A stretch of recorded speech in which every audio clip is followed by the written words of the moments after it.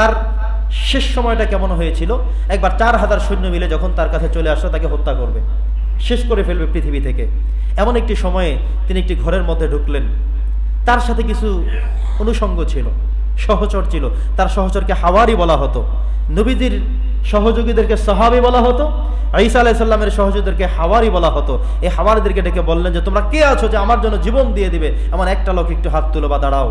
একজন এসে বলেন, হুজুর আমি আপনার জন্য জীবন দিতে প্রস্তুত, এখানে আসুন। এবার তিনি বললেন, ঠিক আছে, তাহলে আমার এই জামাটা পরিধান করো, আমার এই কাপড়টা তুমি পরো, আমার এই টুপি, আমার আবা, আমার লাঠি, আমার সব কিছু দিয়ে তুমি এখানে থাকো। আল্লাহ তাআলা তাকে এভাবে করতে বলেন। এরপর আল্লাহ তাআলা ঈসা আলাইহিস সালামকে আস্তে করে আসমানে উঠিয়ে নিয়ে গেলেন। এটা হলো একটি বর্ণনা। আরেকটি বর্ণনা ছিল এমন যে একবার এই ইহুদি গোষ্ঠী সবাই মিলে ঈসা আলাইহিস সালামকে ধাওয়া করলেন। তিনি দৌড়ে একটা ঘরের মধ্যে প্রবেশ করলেন। তিনি সেখান থেকে আর বের হচ্ছেন না, ওরা চতুর্দিকে দাঁড়িয়ে আছে। ওরা সর্বশেষ সিদ্ধান্ত করলো যে আমাদের মধ্য থেকে একজনকে ভিতরে পাঠাও, গিয়ে দেখো সে এখানে আছে কি নাই, ঘটনা কি কোনো, এতক্ষণ একটা মানুষ কিভাবে ভিতরে থাকে।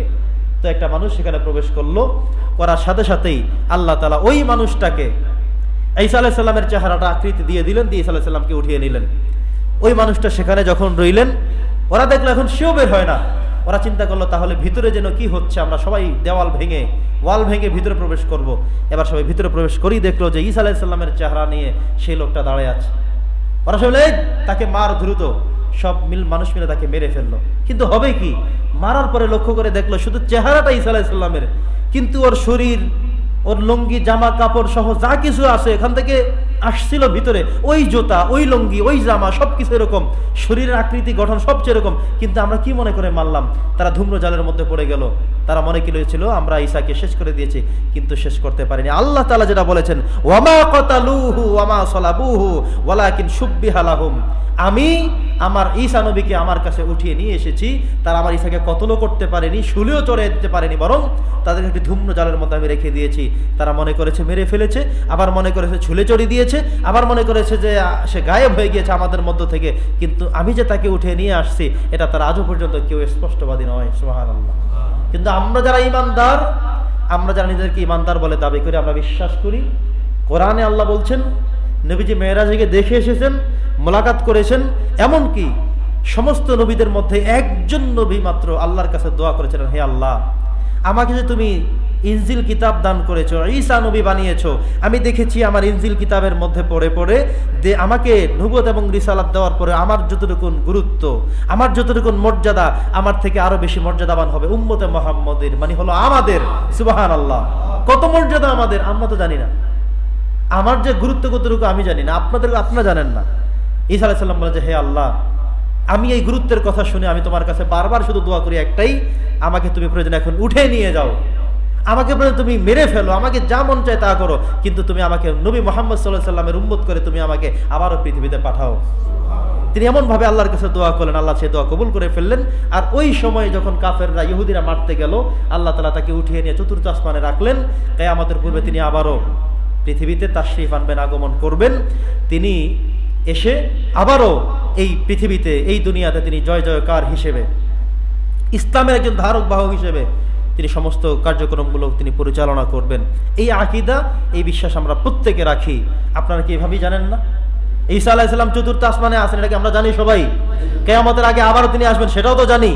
এই বিশ্বাস ঠিক রাখতে হবে, এটাই রাইট, এটাই ঠিক।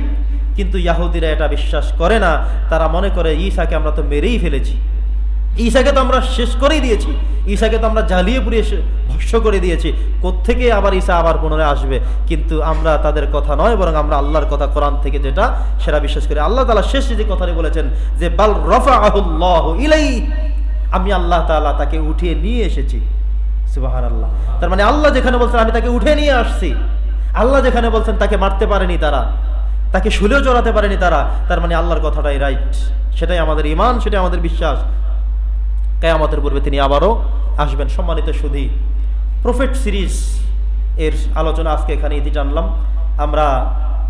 আমি আমার একটি আবেগ থেকে কোরআন মাজিদের যে কোনো সূরা ধরি, যে কোনো পারা ধরি, যে কোনো জায়গা ধরলেই দেখি যে এক একজন নবীর আলোচনা, বিস্তর আলোচনা। তো চিন্তা করলাম তাহলে আমি এই আমার আবেগগুলো আমার মুসল্লি ভাইদের সাথে একটু শেয়ার করব। কোরআনের মাজিদের মধ্যে আল্লাহ তাআলা মাত্র 25 জন নবীর নাম উল্লেখ করেছেন।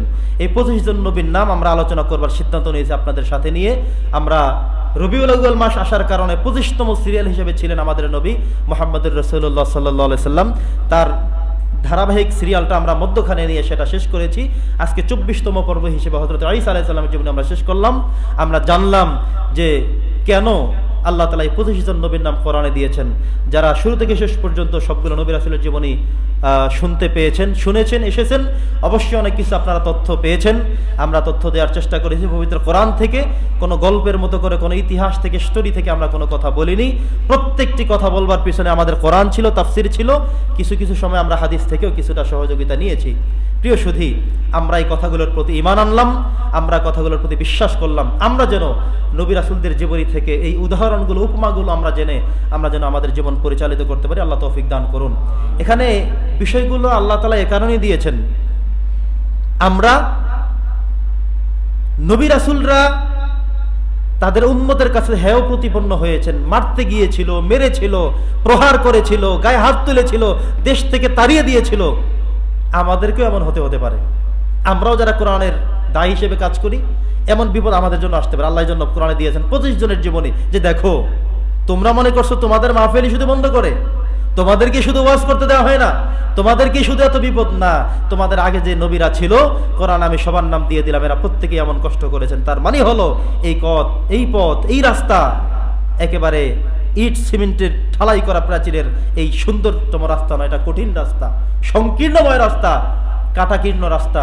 এই পথ পাড়ি দিতে হলে এমন কষ্ট করেই যেতে হবে, যেটা করেছিলেন সমস্ত নবী রাসূলরা। আল্লাহ সুবহানাহু ওয়া তাআলা আমাদের সকলকে নবী রাসূলদের জীবনী থেকে পরিপূর্ণ হেদায়েত আমাদের নসিব করুন, আমিন। ওয়া মা আলাইনা ইল্লাল বালাগ।